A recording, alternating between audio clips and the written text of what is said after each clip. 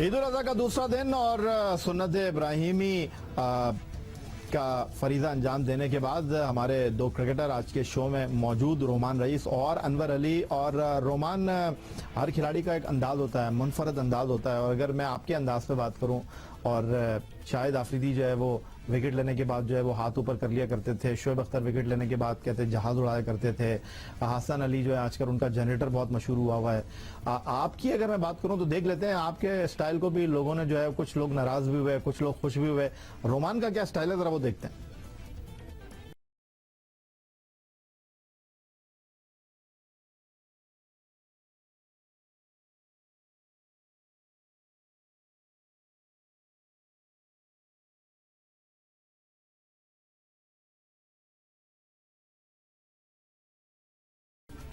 एक तो वैसे ही आउट होने के बाद सामने वाला जो है वो जल भुन जाता है, और आप उसका और इम्तिहान लेते हैं इतना कूल स्टाइल देके। जी, इस सेलिब्रेशन का नाम मैंने कूल एंड काम सेलिब्रेशन ही जब मुझे फर्स्ट इंटरव्यू में पूछा गया था तो मैंने यही बताया था। लेकिन इस सेलिब्रेशन के पीछे खुदा ना खास्ता ये मकसद नहीं है कि मैं किसी बैट्समैन को यानी हटा देते हैं आप सही तरीके से। अब बैट्समैन की खुद अर्ज है कि मैं तो खामोशी से खड़ा जाता हूँ कि भाई आउट हो गया बस ठीक है। लेकिन ये कि कुछ लोगों को पसंद भी आई, कुछ लोगों ने क्रिटिसाइज भी किया कि कोई बहुत ज्यादा एटीट्यूड शो कर रहा है। लेकिन जब लोगों को मैंने एक्सप्लेन किया कि इसमें एटीट्यूड नहीं है, बस मैं खामोशी से करता हूँ, क्योंकि अब जो क्रिकेट हो गई है क्यों करते हैं आप? हर आदमी का डिफरेंट स्टाइल है, आपके ऐसे स्टाइल के पीछे क्या कहानी है? ये बस कूल एंड काम सेलिब्रेशन है। मैं बस खड़ा हो जाता हूँ खामोशी से हाथ बांध के और स्माइल कर देता हूँ एंड में।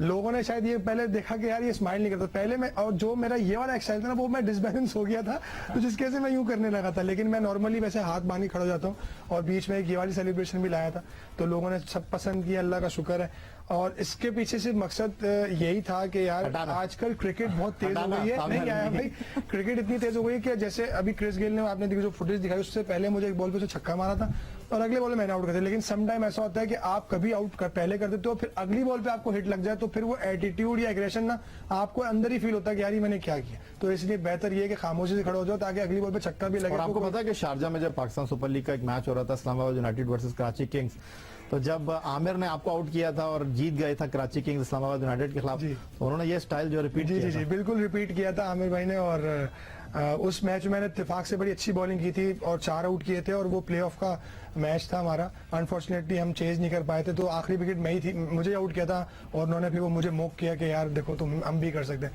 तो वो बड़ा मशहूर हुआ था वो किस्सा भी, लेकिन मुझे कोई फील ऐसा बुरा नहीं हुआ क्योंकि उन्होंने मेरी कॉपी की, उसमें कोई ऐसा इशू नहीं।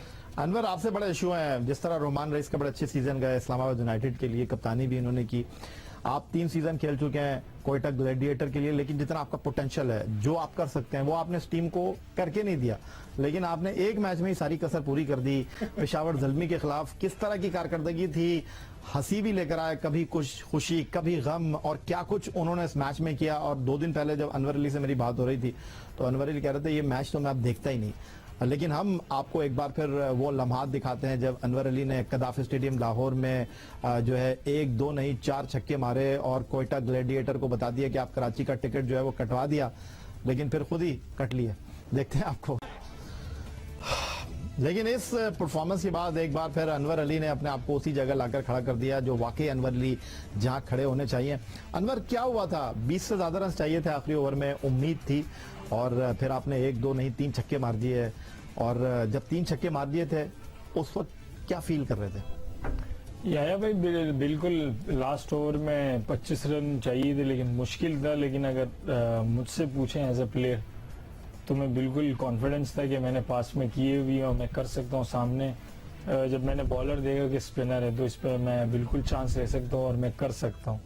उसके करीब करीब मैं पहुँच भी गया, लेकिन अब ये देख सकते हैं कि बदकिस्मती या नसीब में नहीं था, या सबसे इजी बॉल था जो मुझे लगा एज ए बैट्समैन।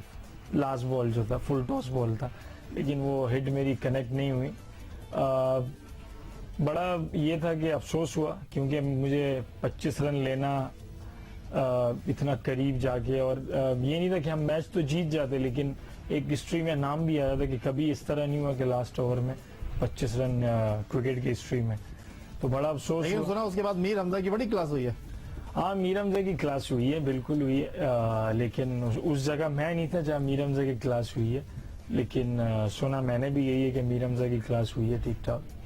कभी कहते हैं कि आप मंजिल से बहुत दूर अपना सफर खत्म कर देते हैं, कहीं ऐसा होता है कि मंजिल के बहुत करीब जाके आप सफर खत्म करते हैं, और ये 25 रन थे जो शायद मेरा ख्याल है आखिरी ओवर से पहले खेल खत्म हो गया था ग्लैडिएटर के लिए, लेकिन आपने जब 3 छक्के मार दिए तो नामुमकिन मुमकिन बनने जा रहा था। और आप कितनी देर तक अपने आप को नॉर्मल करने में आपको टाइम लगा कि यार एक छक्का और लग जाता? याया भाई मैं आपको बताऊं, अभी तक ये मैच जहां भी लगा होता है या कहीं सोशल मीडिया पे कोई लगा लेता है या कुछ भी, तो ये मैच तो खैर मैं नहीं देखता, इस तरह मैंने आपको पहले भी बताया याया भाई।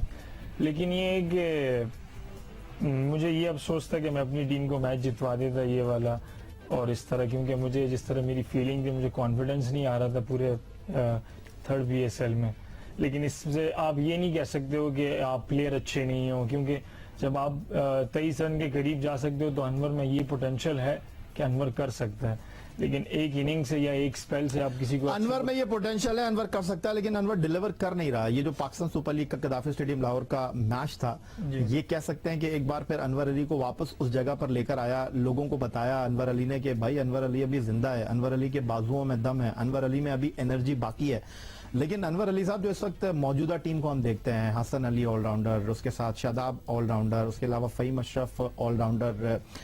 अनवर अली जब आए थे तो लोगों ने कहा कि जी हमें अब्दुल रज़ाक मिल गया है। अनवर अली जब आए तो लोगों ने कहा कि जो एक ऑलराउंडर टीम को दरकार था उस जगह पर अनवर अली आ गया, लेकिन अनवर अली एकदम पाकिस्तान टीम से गायब हो गया है। आपको लगता है कि अब वापसी आपकी आसान होगी या नहीं? याया भाई एज ए क्रिकेटर बहुत मुश्किल है, जिस तरह आपने नाम गिनवाए, जिस तरह ये परफॉर्म कर रहे हैं और पाकिस्तान टीम को किसी न किसी मौके पे ये लोग अपनी परफॉर्मेंस चिप इन कर रहे हैं, तो बहुत मुश्किल है मेरे लिए। लेकिन स्टिल मुझे बहुत हार्ड वर्क करने की ज़रूरत है और अपनी, जैसे मैंने आपको बताया कि डोमेस्टिक में मुझे बहुत एक्स्ट्रा ऑर्डिनरी परफॉर्मेंस करनी पड़ेगी। और रिसेंटली पास में जब PSL के बाद जब मैं पाकिस्तान कप खेला हूँ तो उसमें मैं पाकिस्तान का पहला लिस्ट ए का बैट्समैन हूँ जो जिसमें मैंने 15 बॉलों पे 50 भी किए हैं, जब मैंने बलोचिस्तान के लिए मैच जितवाया अगेंस्ट पेशावर।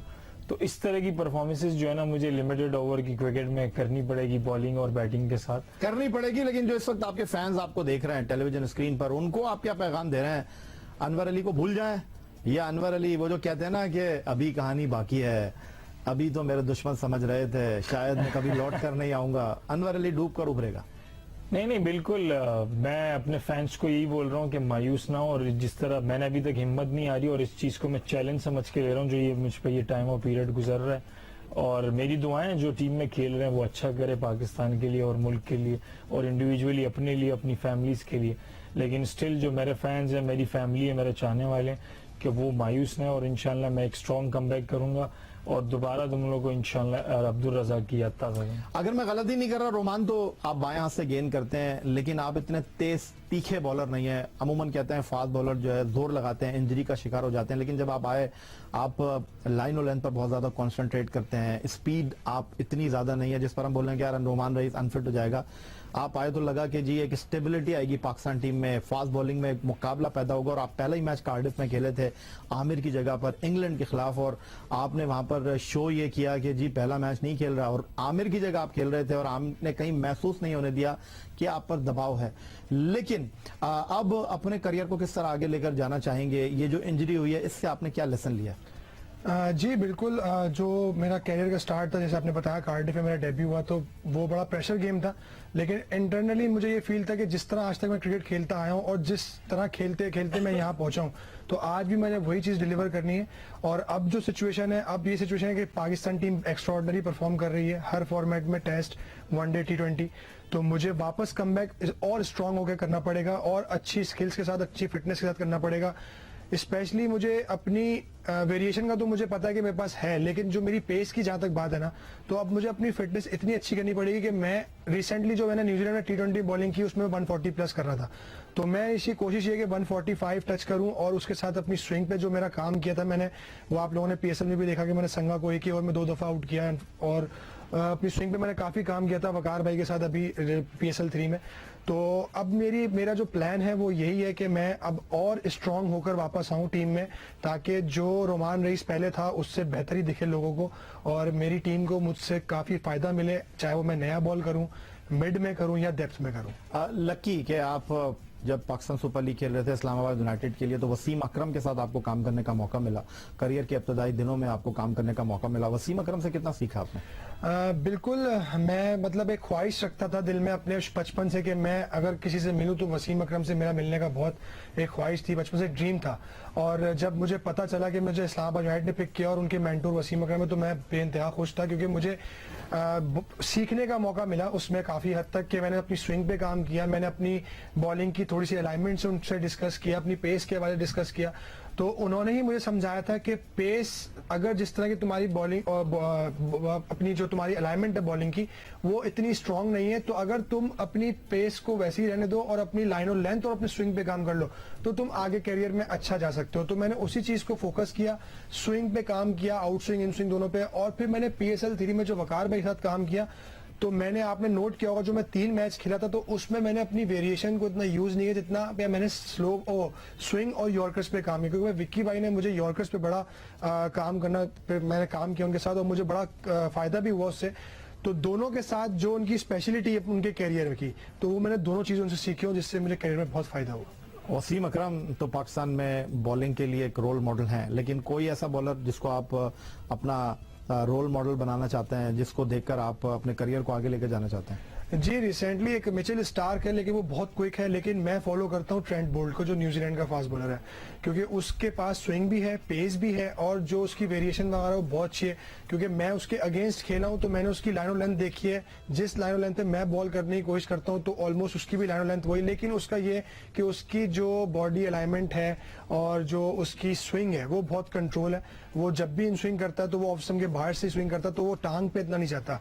हमारा भी ये है कि जैसे मैं अपनी बात करूं तो मैं अगर शुरू के 4-5 ओवर करता हूं तो उसमें से मोस्ट ऑफ द बॉल्स जो है ना वो टांग पे जा रही होती है, इतना कंट्रोल।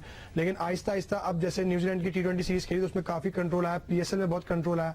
तो अब जो प्रैक्टिस करता हूं मैं अपनी स्विंग के लिए वो यही प्रैक्टिस करता हूं कि मेरा 4th स्टंप से फिनिश होकर मिडिल और ऑफ पे खत्म हो।